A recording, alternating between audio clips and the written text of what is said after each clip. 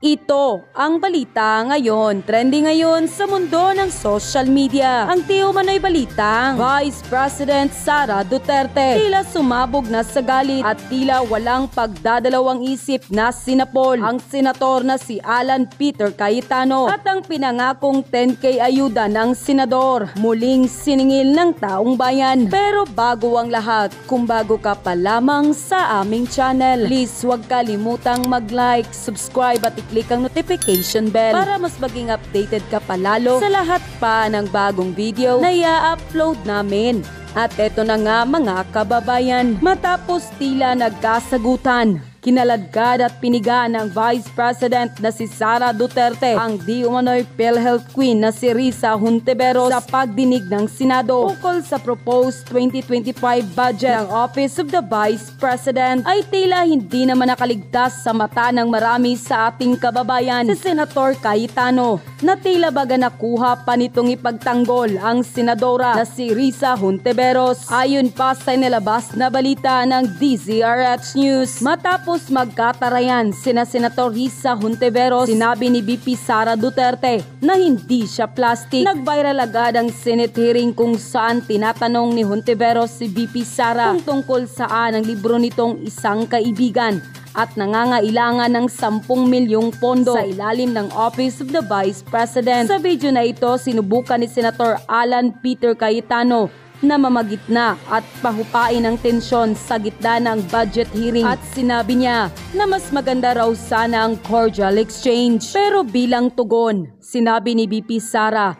na cordial naman daw siya pagdating sa international diplomatic relation. End quote. Ayon pa sa pahayag ni Senator Alan Peter Cayetano, and he quoted, "As a senator, naiintindihan ko si Senator Risa na syempre mas gusto kong cordial yung sagutan. But we also have to take into context that this is both legislative and political and there are attacks against the Vice President regardless saan nanggagaling. So a little bit of latitude dahil we want kakampi man o kalaban to feel welcome." End quote. Pagkatapos nito ay agad naman itong sinagot ni Vice President na si Sara Duterte and she quoted, "I'm very cordial when it comes to international diplomatic relation. Gusto nyo i-discuss natin yung West Philippine Sea but hindi kasi ako plastic na tao."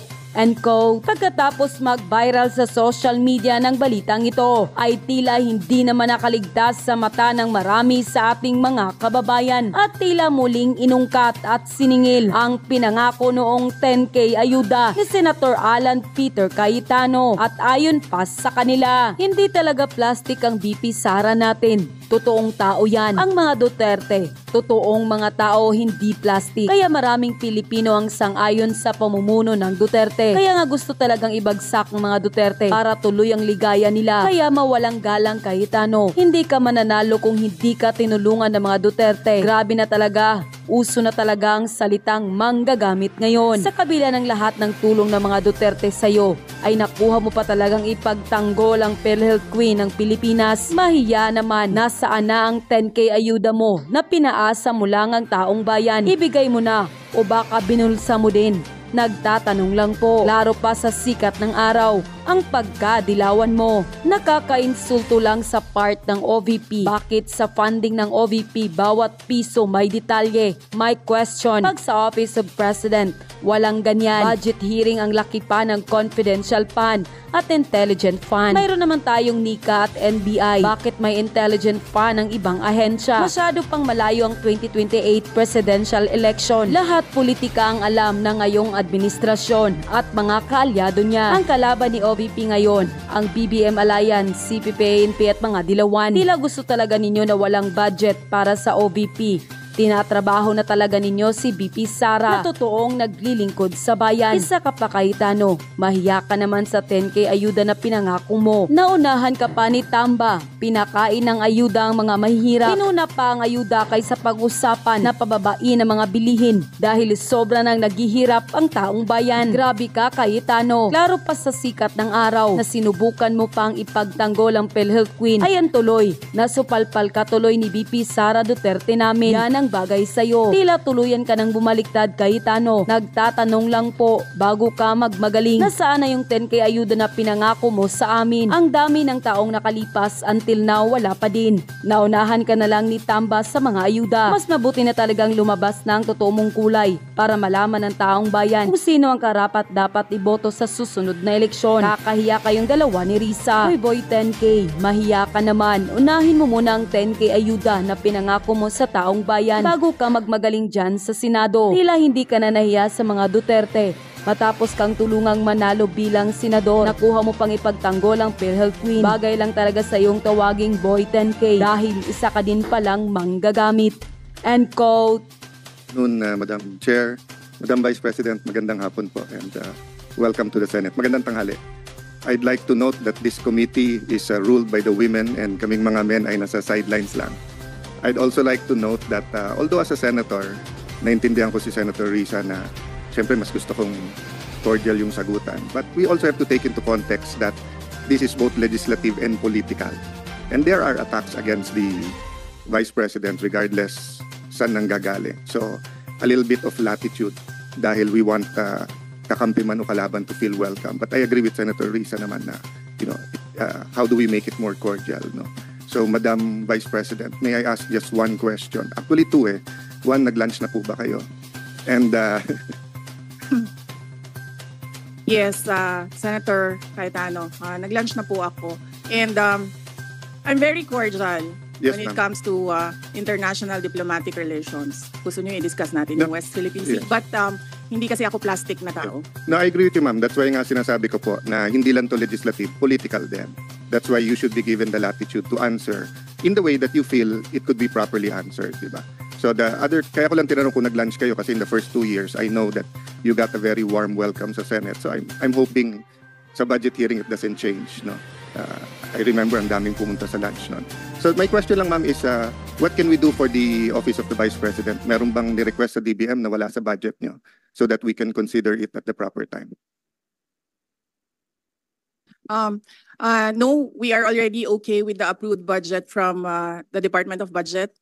The approved proposed budget in the NEP from the Department of Budget and Management. And we leave it up to members of Congress to decide on the budget. Thank you. Thank you, Madam Chair. Thank you to the Office of the Vice President. Any more questions? Well, so it's always the chair that has the last spot for questions. So let me just ask, of course, the security of every government official is very important. And recently, it was discussed that a number of security personnel was taken out from the Office of the Vice President. I think, if I'm not mistaken, totally, the PNP said they recalled 373 personnel across all agencies. So I'd like to know, baka naman wala nang natirang security sa OVP, hindi naman, ano na bang status? Ilan ang tinanggal na security? At meron bang nagbabantay ngayon? Madam Chair, may I be allowed to give a very long answer about the security? Sure, as long as it answers the question. Sige, ma'am. Opo. Noong kasi ako ay nahalal bilang pangalawang pangulo, nakita ko kasi na pati ang security ng Vice President ay napupolitika. Hindi lang yan sa akin, kundi sa mga previous na Vice Presidents. Kaya nung tapos na ang eleksyon pero hindi pa ako naupo, sumulat ako kay former Secretary Delfin Lorenzana. Sinabi ko sa kanya, Sir, ang security ng Vice President should only be up to the level of the Vice President. Hindi po pwede na umakyat ang information at ang security ng Vice President sa iba pang opisyal. And at the time, the Chief of Staff of the Armed Forces of the Philippines and the Secretary of the Department of National Defense agreed. That's why on June 2022, ito yung sa Armed Forces of the Philippines. On June 2022, the Secretary SND wrote to the Chief of Staff of the AFP from Vice Presidential Security Detachment under the PSG, Secretary Lorenzana ordered the Vice President Security and Protection Group, which is a separate entity from the PSG. So ito yung June 22, 2022. Ngayon, nag-issue ng orders ang AFP GHQ ng General Order 0917 to activate the reorganization from detachment to security group on July 5, 2022, the activation order and the table of organization and equipment was released. Yes. All right. So, hindi ko alam kung ano ang nangyari sa Philippine National Police, but apparently they decided that they will mirror what the AFP did. So, noong December 9, 2022, inactivate ang Vice Presidential Protection Division under the PSPG. Ito under ng NHQ General Order OPL 22-22 and NAPOLCOM Resolution 2022-0675. Kaya po mali yung sinasabi ng lahat, hindi lang ako nagsasalita, ngayon lang ako nabigyan ng opportunity na magsalita. Hindi po tama na ikumpara yung term ni Vice President Leni Robredo at yung term ko in terms of security. Dahil yung security, yung VP-SPG at yung VP-PD sa PNP ay meron pong orders lahat. Ibig sabihin, there is a basis in law doon sa pag-activate sa kanila. Ngayon,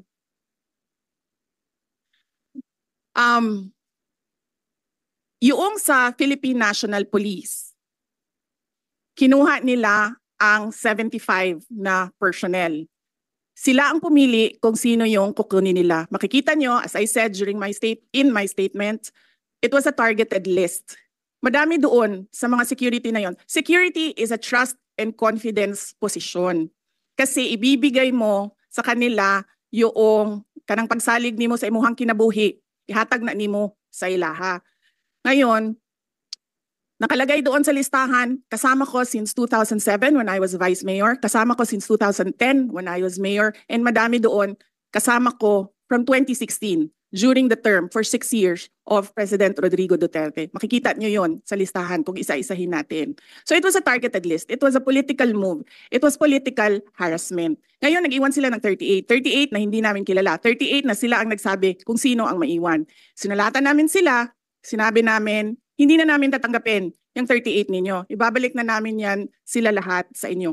So there are no more PNP personnel in the Office of the Vice President. Ang naiwan na lang ay yung mga nasa VP, SPG under the Armed Forces of the Philippines. Wala pong ginagastos ang OVP sa sweldo nito nila lahat dahil hindi po sila hinahire. Personnel na po sila ng ating AFP na dinidetail papunta sa Office of the Vice President. So, to answer your question, Madam Chair, meron pong security and all of them under AFP because we refused the personnel na sinabi, ito na naman tayo kay General Marbil, na sinabi niya, ibabalik niya kapag mag-request kami. Sinulatan nila kami na mag-request kayo kasi ibabalik namin. Hindi ko gagawin yan. Thank you, Madam Vice President. So right now, your security detail is composed of AFP officers, soldiers, I suppose. Yes, Madam Chair, officers and enlisted personnel. Mga ilan-ilan kaya sila? May we request Colonel Lachica to answer? Nakakagulat din yung statement ng PNP. Well, I guess he wants it on his record, but I find it a little also irregular na, you're right, it's a trust issue. And if you're familiar with certain individuals, they have to explain why maybe in the budget hearing of the PNP, we can ask them why they chose the individuals to remove from your detail. But I'd like to know also how many is left from the AFP. And I think the AFP is also quite capable. Ilan po, Mr. Lachica? Madam Chair, good afternoon. I think I cannot disclose the number, but I have here our activation order and our table of organization. Why can't you not disclose the number? For security reasons, ma'am. Well, okay. I will. Madam Chair, Yes. sabihin mo na, sir. From our table of organization, ma'am, and equipment, we are authorized to have 364 personnel coming from the different major service of the AFP. But for our actual number, as of now, 337 po, ma'am. And this is under the AFP. And this doesn't come from the budget of the OVP? Or? Yes, Madam Chair. Okay. Thank you very much. That's all. Any more questions? Senator Bato de la Rosa is recognized. Ma'am, I just would like to inform this committee that during our last hearing with my Committee on Public Order and Dangerous Drugs, that issue was raised. And I told the Chief PNP, General Marbil, na hindi na nire-request ng Office of the Vice President na ibalik yung tinanggal niya ng mga pulis. Kung pwede lang, ibalik sa kanilang pinanggalingan na unit.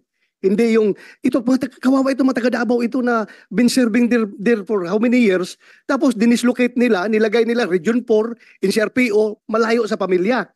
So, ang request na lang namin, ako, bilang Davao-inyo, na-request ko lang sa kanya, maawa ka naman dyan sa mga pulis na yan, ibalik mo doon sa kanila pinanggalingan. Kung taga Davao City yan, taga Davao Oriental, taga Cumbal, taga Cotabato, ibalik mo na yan doon. And he promised me na ibalik daw niya.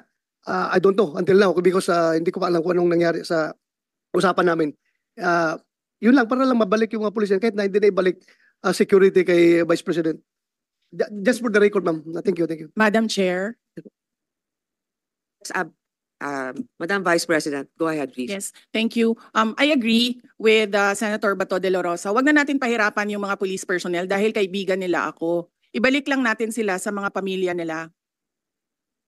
Thank you. Actually, Senator Tolentino is the Vice Chair for the Committee of the DILG for this budget season, Vice Chair Finance. So I would like you to ask the PNP Chief what led to that decision, because also part of that is, if it's a political decision, I think that would not be fair also. But knowing that you're in the capable hands of the AFP is also reassuring. But this has to be raised. Definitely, Madam Chair, this will be asked as a policy question to be directed to the Chief PNP. Madam Chair, Senator Cayetano. yeah, just because we're on security, Madam Vice President, could you indulge me in just one last question lang? Ang DOTR or NAIA ba nagsulat, explain at nag-apologize na sa inyo dun sa CCTV, hindi ba? Senator Alan Peter Cayetano, thank you. Hindi sir. Ang nangyari kasi dito, itong tao na ito apparently is assigned doon sa NAIA. Ang tao na ito is a media person na-assigned permanently, I think, sa NAIA because this is the second time na nilabas niya yung istorya sa mga anak ko. Yung una, when I left for Singapore, year 2021. Wala naman akong problema doon. Ang aking problema lang is itong tao na ito, nilalabas niya pati yung information na kasama ko yung mga anak ko. Alam namin kung sino siya. We have footage na kumukuha siya ng cellphone footage. Ang sinasabi ko lang doon sa aking statement ay dapat siguro i-beef up ng NAIA ang security nila dahil may tao doon sa boarding lounge na hindi pasahero at hindi employee ng gobyerno at hindi employee ng NAIA. Yun yung sinasabi ko, if you want to have a world-class airport, dapat world-class din yung security natin. Hindi siya pasahero. And in certain areas, bawal talaga, di ba? Sa immigration, dun sa may... there's certain areas na bawal kumuha. The reason I asked it, Madam Vice President, is yun nga, yung minsan kasi nasa-sensationalize, nagkakampihan, but nakakalimutan yung point eh. So I don't know when it started, kung 2010, 2013, but I remember, Senator Risa, nung nagrarally tayo, nung anti-GMA, di ba? Sa rally ka lang makakita ng pulis na may camera, na may phone or camera, nakukunan tayo.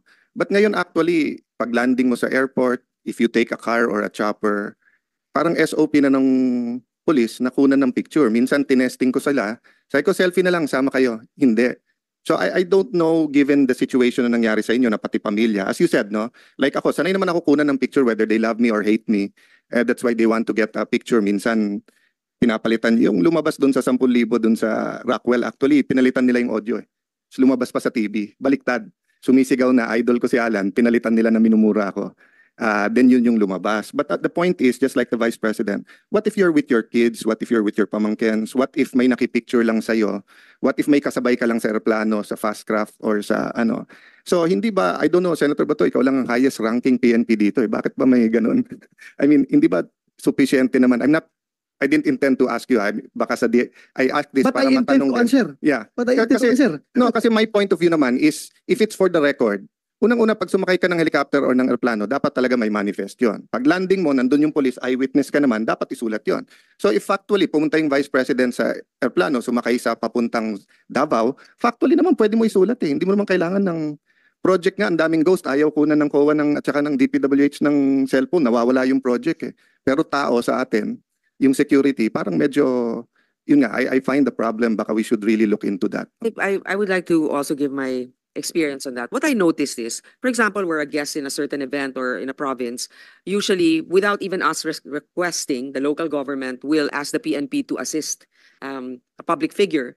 And the reason why they take pictures, and just like Senator Alan, I thought at first they wanted a selfie, but apparently it's to provide proof to their commanders that they render the service. Now, it's a different story if they just take a picture for the fun of it, to give, I don't know, for others, in areas where, let's say, there's limited access. So But that's to that point, Madam Chair, wala akong problema na kunan mo eh. But yung storage at paano gagamitin, given that, so for example, we're talking about security ngayon, di ba? Kung sa Secret Service nga, na pinaka-professional, na kahit Democrat o Republican, may congressional hearing ngayon dahil dun sa nakalusot kay ex-President Trump. Sa atin pa kaya na we try na walang politika sa PNP at saka sa AFP, pero nakikita naman natin kahit anong administrasyon, meron talagang tendency. So, my point is, if they're there to keep their officials safe, is it actually safe? As the Vice President said, that nasa terminal ka na high security, meron may cellphone, kumukuha, hindi naman pala empleyado. So wala naman silang pananagutan sa batas or sa airport. Ganun din sa atin, wherever we go. Pagka nagbus ako papuntang Bicol, kung 8 hours yun, pupungas-pungas ka pa, pagbaba mo, kailangan mo siguraduhin na ano ka kasi may kukuha sa'yo. Then you don't know where that picture will go. You know, sometimes things happen for us to look into it. So I'm nalulungkot ako na yung na-involve yung pamilya ng ating Vice President regardless of whether we are for or against her politically. But I'm ano that this can get out of hand given the number of pictures, and yung DICT tumawag sa akin dahil sa Committee on Science and Technology at sabi nga lang grabe na ngayon yung hindi na katulad ng araw sa atin Photoshop lang. Ngayon pati boses, yung AI, yung deepfake, di ba? So pati video talagang pwedeng i-manipulate, no? kahit nga hindi ka nakunan pwedeng lumabas na may picture. No, as public figures, we cannot really avoid having our picture taken, but the issue here is in an area that's restricted. So I think that the DOTR has to do their best effort to make sure that only authorized individuals are in certain areas, and that they also have to take care of their CCTV, whatever. I mean, unless it's for the interest of the public, the safety of our national security issue, they better be careful with the information that they are handling. Senator Bato, you're recognized. Yeah, thank you, Madam Chair. Yung, another issue na naman ito na sigurong i-raise natin ito pagdating sa budget hearing ng BI. Dahil nga, itong Vice President natin na lalabas ng bansa, minumonitor nila. May nakuhang picture, pinalabas ang picture, pero yung wanted na si Alice Go, nakalabas ng bansa, hindi nila nakuha na picture. Anong klaseng mga government agency ito?